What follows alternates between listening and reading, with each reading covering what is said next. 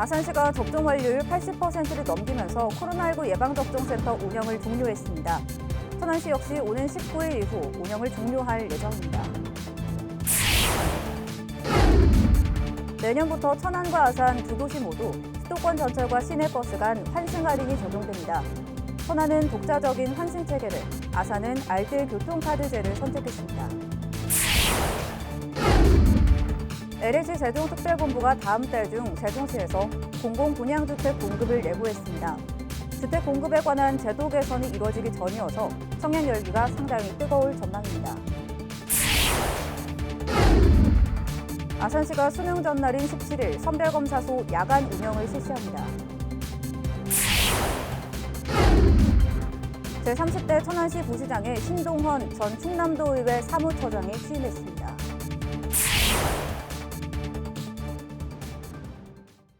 시청자 여러분 안녕하십니까? BTV 뉴스 특보입니다. 아산시가 접종 완료율 80%를 넘기면서 코로나19 예방접종센터 운영을 종료했습니다. 천안시 역시 오는 19일 이후 운영을 종료할 예정인데요. 앞으로 백신 접종은 위탁 의료기관에서만 받을 수 있습니다. 보도에 김장석 기자입니다. 아산 코로나19 예방접종센터가 운영을 종료했습니다. 지난 1월 말 문을 연 지 약 10개월 만입니다. 그동안 예방접종센터에서는 75세 이상 노인을 시작으로 30세 미만 사회 필수 인력, 그리고 고3 수험생과 미등록 외국인 등을 중심으로 백신 접종을 진행해왔습니다. 의료진과 행정인력, 자원봉사자 등 하루 평균 100여 명의 인력이 투입됐습니다. 그 결과 11일 기준 아산 지역 인구 대비 1차 접종률은 85%를 기록했고 접종 완료율도 80.5%를 넘어섰습니다. 이에 따라 부스터샷 등 예방접종은 아산시 보건소와 75개 위탁 의료기관을 통해 받을 수 있습니다. 천안시 역시 인구 대비 접종 완료율이 73%를 넘어서면서 예약 접종 인원이 줄고 부스터샷 접종이 위탁 의료기관을 통해 진행되는 만큼 현재 운영하고 있는 접종센터를 19일까지만 운영할 계획입니다. 이후 백신 접종은 위탁 의료기관을 통한 백신 접종 체제로 전환됩니다. 방역당국은 접종센터 운영이 종료되지만 단계적 일상 회복을 위해 예방접종 참여를 당부했습니다.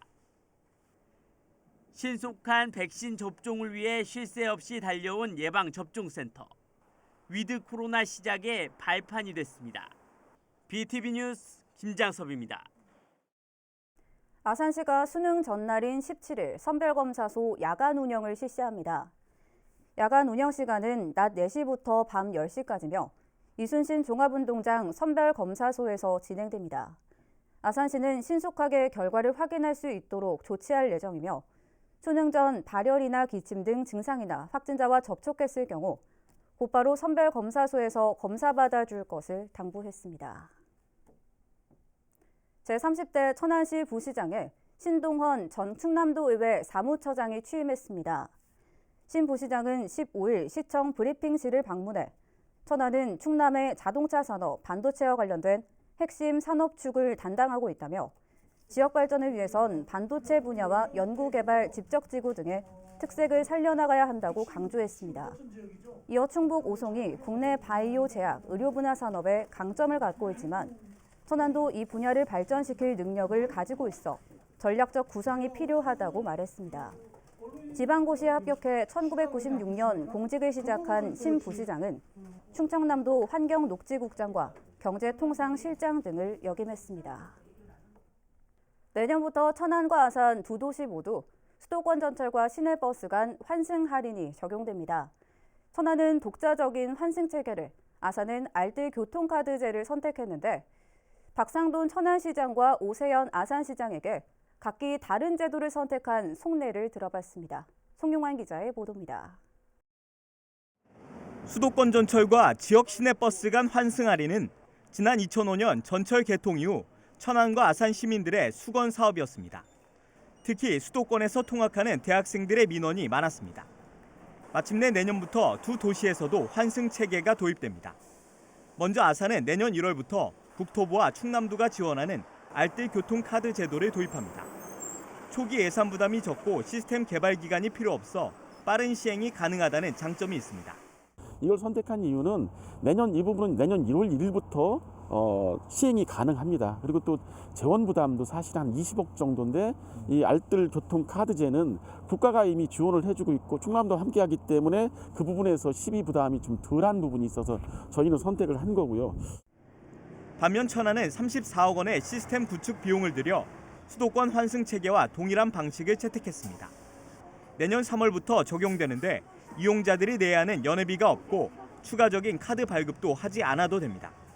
이 수도권 전철 그 환승 방식은 현재 쓰고 있는 그런 카드를 어떤 거든지 거의 대부분 카드를 그대로 이용하면 되지만 이 알뜰 카드는 그렇지가 않아요. 알뜰 카드를 별도로 발급받아야 되는데 연회비를 15,000원씩 내야 되는데 10년이면 15만 원이고 뭐 이런 식으로 해서 이게 규모가 이 눈덩이처럼 불어나기 때문에 결코 이게 값싼 제도가 아니게. 박 시장은 다만 알뜰 교통카드 도입 시 지원되는 도비를 천안시에도 지원해 줄 것을 요청했습니다.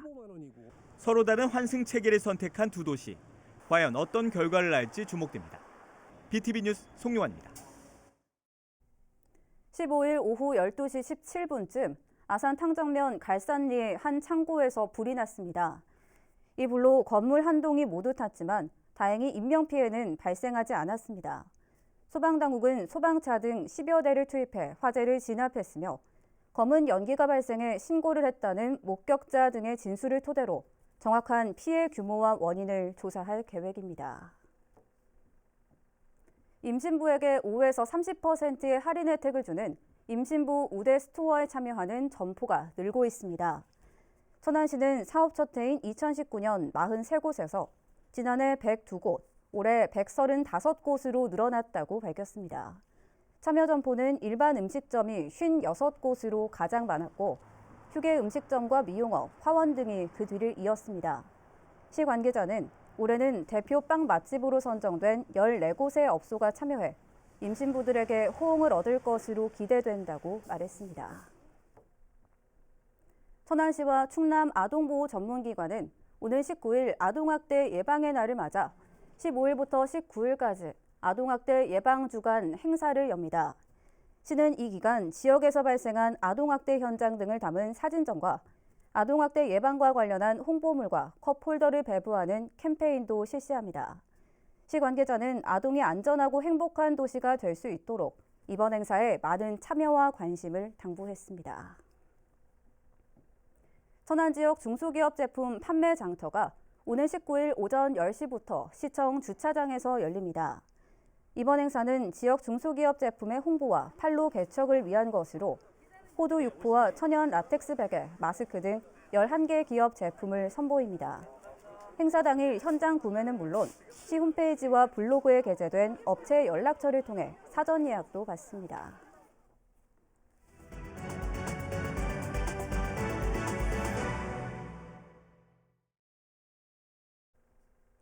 LH 세종특별본부가 다음 달 중 세종시에서 공공분양주택 공급을 예고했습니다. 올해 세종시에서의 마지막 아파트 청약인데 주택 공급에 관한 제도 개선이 이뤄지기 전이어서 청약 열기가 상당히 뜨거울 전망입니다. 김우순 기자의 보도입니다. 세종시 6-3생활권 산울리 이곳 M2블록에서 995세대 규모의 공공분양주택 청약이 다음 달 중 이뤄질 예정입니다. 올해 세종시에서의 마지막 아파트 분양입니다. 주택 유형은 모두 6가지 타입으로 나눠지는데 그중 59제곱미터가 730세대로 줄을 이루고 74제곱미터 136세대, 84제곱미터 129세대로 각각 구성됐습니다. 공공분양의 특성상 전체 공급 물량의 85%가 특별공급, 나머지 15%는 일반 공급이 될 것으로 보입니다. 구체적인 청약 일정을 보면 오는 25일 입주자 모집 공고가 난 뒤 다음 달 6일 특별공급 청약 접수가 있고 열 하루 뒤 당첨자 발표가 있을 예정입니다. 세종시는 청약 접수에 앞서 다음 달 1일까지 장애인과 입주기업, 다문화 가정 등을 대상으로 기관 추천 대상자 선정을 위한 신청을 받습니다. 특히 이번 청약은 최근 논의되고 있는 실거주나 전매 제한 강화 등의 조치가 취해지기 이전에 사실상 마지막으로 이뤄지는 분양이 될 것으로 보이는 만큼 청약 열풍이 그 어느 때보다 뜨거울 전망입니다. LH 관계자는 이미 계획된 아파트 공정상 주택 공급에 관한 행복청의 제도 개선 여부를 더 이상 기다릴 수만은 없는 상황이 됐다며 다음 달 중엔 반드시 청약이 이루어질 것이라고 밝혔습니다. BTV 뉴스 김우순입니다. 세종시가 시민이 소유하고 직접 운영하는 시민주주형 농업법인 육성에 나섭니다. 이는 농어촌 상생협력기금 지원 대상자로 선정돼 한국중부발전으로부터 3억 원을 지원받게 된 데 따른 것입니다. 시민주주형 농업법인은 최소 20명 이상의 시민이 주주로 참여해야 하며 기존 농업법인이 시민의 출자를 받아 전환하거나 새로 설립할 수도 있습니다. 시민주주형 농업법인의 1인 출자 한도는 주식 총수의 20% 이하로 제한되며 이윤의 50% 이상은 사회에 환원해야 합니다. 사업에 참여하고자 하는 시민이나 법인은 다음 달 3일까지 신청하면 됩니다. 세종시가 코로나19 확산으로 중단됐던 축산 관련 종사자 보수 교육을 집합교육 대신 온라인과 서면을 통한 교육으로 실시합니다. 다음 달까지 보수 교육을 이수해야 하는 세종시 축산 종사자는 모두 736농가로 축산 관련 종사자 교육 사이트에서 보수 교육을 받으면 됩니다. 이와 함께 온라인 교육 참여가 어려울 경우 과제물을 제출받아 평가 후 교육을 이수하는 서면 교육도 이뤄지며 이달 말까지 세종 공주 축산 농협에 방문해 이수하면 됩니다. 한편 현행 축산법에 따르면 축산업 허가자는 1년에 한 차례 이상, 축산업 등록자나 가축거래 상인은 2년에 한 차례 이상 보수 교육을 이수해야 합니다.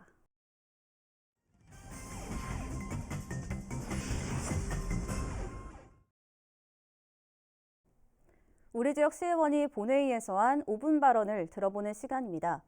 오늘은 세종시 종촌동을 지역구로 두고 있는 임채성 의원인데요. 비법 정도로 분쟁 해결을 위한 제언 직접 들어보겠습니다. 먼저 5분 발언에 앞서 코로나19 위기 극복을 위해 고생하시는 시민 여러분과 의료진, 관계 공직자 여러분께 깊은 감사를 드리며 위드 코로나 상황 속에서 시민 모두가 건강하시길 기원합니다. 국토교통부와 한국부동산원 통계에 따르면 세종시 출범 이후 2012년부터 2020년까지 매년 집가 변동률이 전국 평균을 넘어 최고 수준을 보이고 있습니다. 특히 전이면 신정리, 모 번지의 경우는 2001년 대비 2021년 공시지가가 약 52배 상승하는 등 높은 지가 상승률을 보이고 있습니다. 토지 소유권 또한 2020년 기준 연간 약 2만 5천 건의 변동이 발생하는 등 매년 증가 추세에 있습니다. 이에 따라 그동안 관습적으로 도로로 이용 중인 비법정 도로 관련 분쟁이 꾸준히 발생하고 있고 행재정적 비용 손실 또한 지속되고 있는 실정입니다.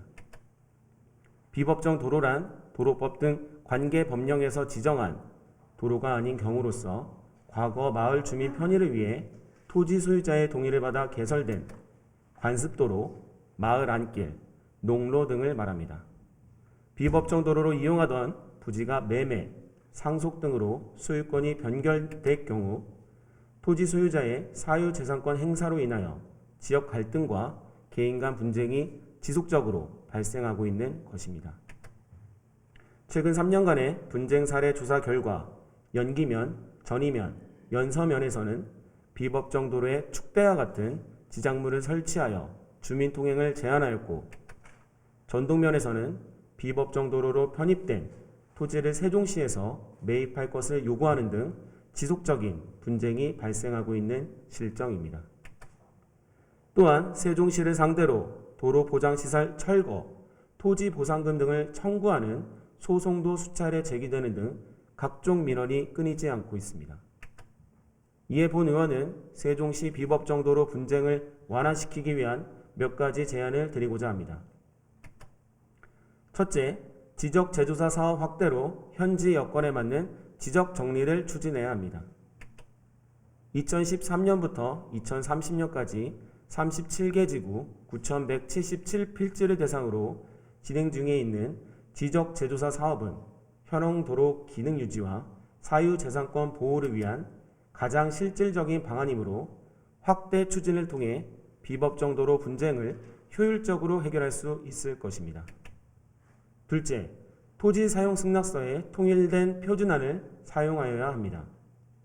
마을 안길 포장 등 주민 수건 사업 진행 시 토지 소유자에게 받고 있는 토지 사용 승낙서는 현재 13개 부서에서 각각 다른 서식을 사용하고 있는 실정입니다.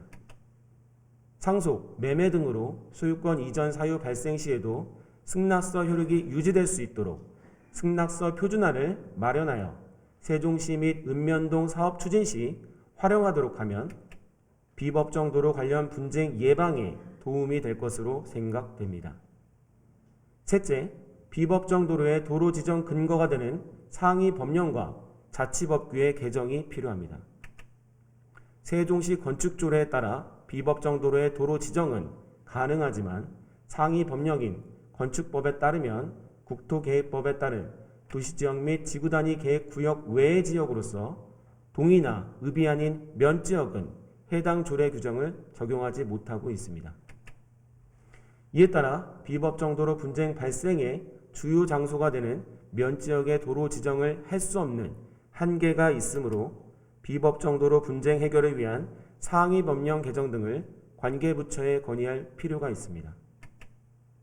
또한 세종시 건축조례에 따른 도로 지정 범위를 확대할 수 있도록 타 시도 조례나 사례를 비교 분석하여 필요시 조례 개정을 검토, 추진해 나가야 하겠습니다. 비법정 도로 분쟁 해결을 위하여 꾸준한 관심을 가지고 관련 시정을 펴주실 것을 당부드리면서 본 의원의 5분 발언을 마치겠습니다. 감사합니다. 세종시립도서관이 정식으로 문을 열었습니다. 세종시는 11일 고운동에 위치한 시립도서관에서 시민 50여 명이 참석한 가운데 개관식을 가졌습니다. 앞으로 이곳 시립도서관은 시 단위의 종합적인 도서관 정책을 수행하는 거점으로서의 역할뿐만 아니라 지역의 복합 문화공간으로 활용될 예정입니다. 시립도서관은 1000석에 이르는 열람석을 비롯해 대강당과 전시공간, 문화교실과 동아리실 등이 설치되어 있으며 어린이와 청소년 전용 공간도 갖추고 있습니다. 또 책 87,435권과 6,938종에 이르는 비도서 자료를 갖추고 시민을 대상으로 대출 열람 서비스를 제공하게 됩니다. 아산소방서가 비상구 폐쇄 등 불법 행위에 대한 집중 단속을 내년 2월까지 실시합니다. 단속 대상은 근린생활시설과 판매시설, 복합건축물, 다중이용업소 등으로 소방시설 기능이나 성능에 지장을 주는 폐쇄 또는 차단 행위를 비롯해 피난 방화시설 주위에 물건을 쌓아두거나 장애물을 설치하는 행위입니다. 이와 함께 소방서는 비상구 폐쇄 등 신고 포상제를 연중 운영하고 있으며 신고 방법은 사진 또는 영상을 신고 포상금 신청서와 함께 소방서로 제출하면 됩니다.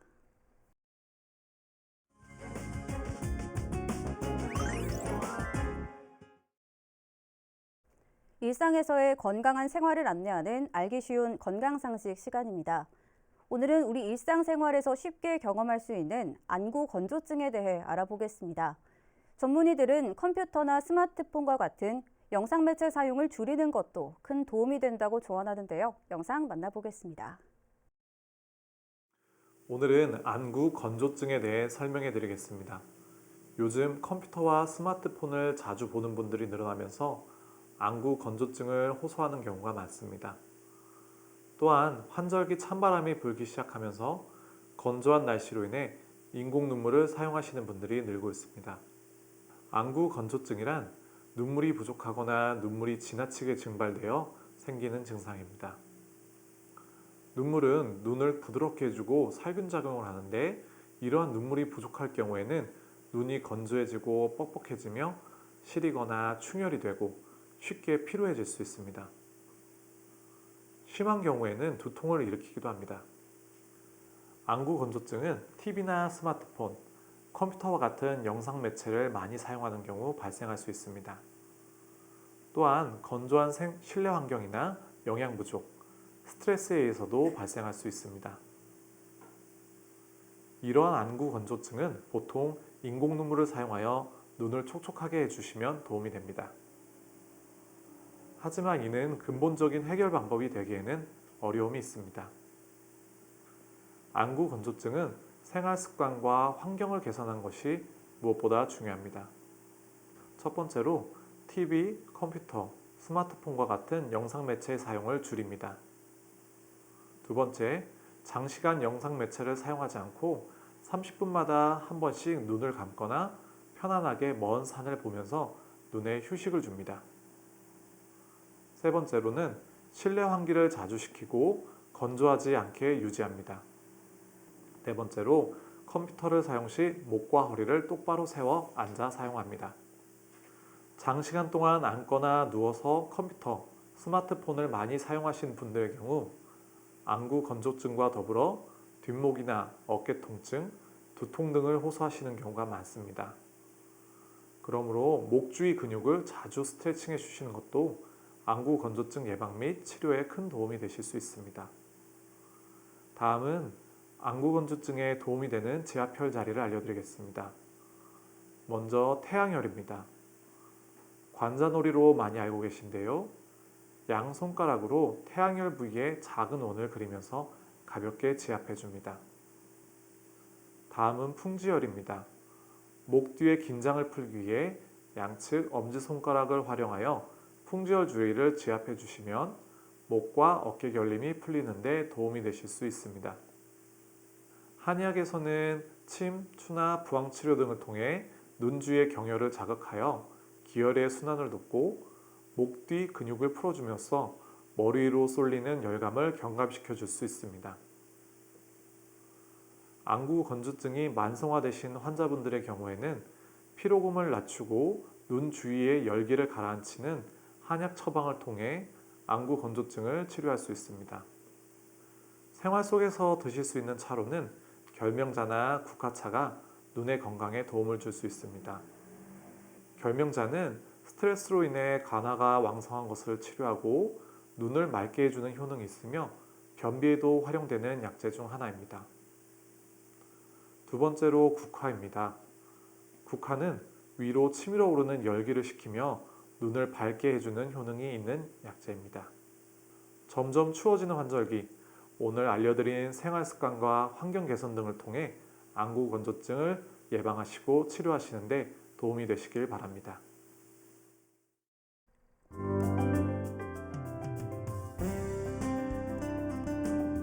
세종시 금남면 바람쥐 쉼터공원과 비악산 일출봉에 새로운 정자가 설치됐습니다. 시민들이 등산 중 휴식을 취할 수 있는 쉼터 역할을 할 전망입니다. 세종소방본부가 최근 빈번히 발생하고 있는 지하주차장 차량 화재의 신속하고 효율적인 화재 진압을 위해 질식 소화포를 활용한 화재 진압 훈련을 벌였습니다. 호서대학교 AI 소프트웨어 중심 대학사업단이 아산시 다함께 돌봄센터 3개 기관과 지역사회 연계 AI 소프트웨어 교육 체험 프로그램 개발 및 운영을 위한 업무 협약을 체결하고 맞춤형 소프트웨어 교육을 시행합니다. 이어서 우리 지역 구인 구직 정보를 알려드립니다.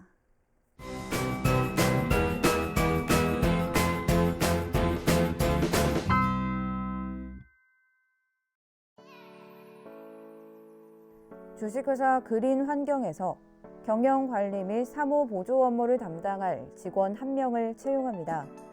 직접 방문하거나 팩스로 지원 가능하며 문의사항은 041-560-2121번을 통해 안내받을 수 있습니다.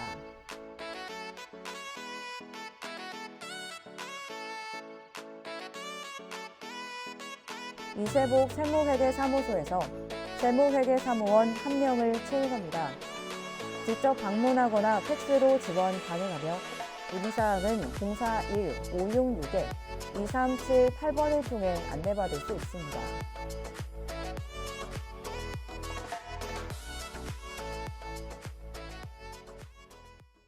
이상으로 BTV 뉴스 특보를 마칩니다. 시청해주신 여러분 고맙습니다.